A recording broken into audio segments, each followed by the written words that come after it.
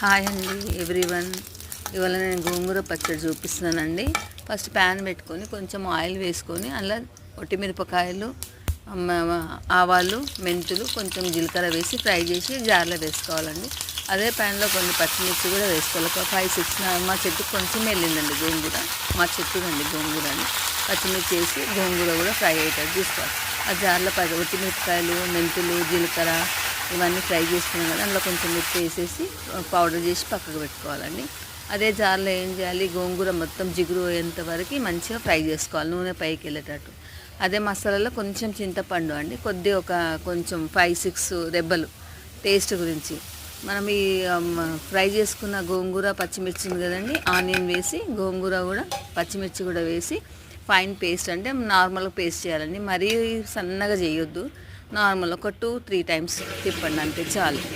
చూడండి 2-3 టైమ్స్కి నేను తిప్పానండి.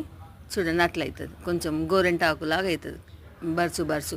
అందులోనే మనం పౌడర్ చేసి పెట్టుకున్నాం కదండి, ఒట్టిమిరపకాయలు, మన మెంతులు, ఆవాలు, జీలకర్ర ఇవన్నీ పౌడర్ చేసి పెట్టుకున్నాం కదా, ఆ పౌడర్ కూడా అందులో వేసేసి ఒక 2-3 టైమ్స్, ఒక 1 టైం తిప్పేసేయండి.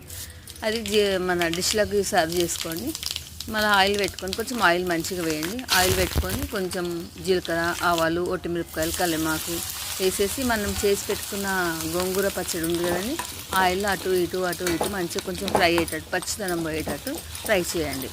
చూడండి గోంగూర పచ్చడి రెడీ అయ్యండి. ఇలా ఒకసారి ట్రై చేయండి, నచ్చితే కనుక కామెంట్ చేయండి. ఒకసారి ట్రై చేయండి, సూపర్ టేస్ట్ ఉందండి గోంగూర పచ్చడి. చూడండి ఎంత బాగా అయిపోయింది, ఇక్కడక్కడ ఆయిల్ అంతా పైకి తేలింది. ఫ్రై చేయడంలోనే ఉంటుంది మజా. ఎంత ఫ్రై చేస్తే గోంగూర పచ్చడి అంత బాగుంటుంది. ఒక 15 days వరకు నిల్వ ఉంటుందండి పచ్చడి. ఒకసారి ట్రై చేయండి. Thank you for watching.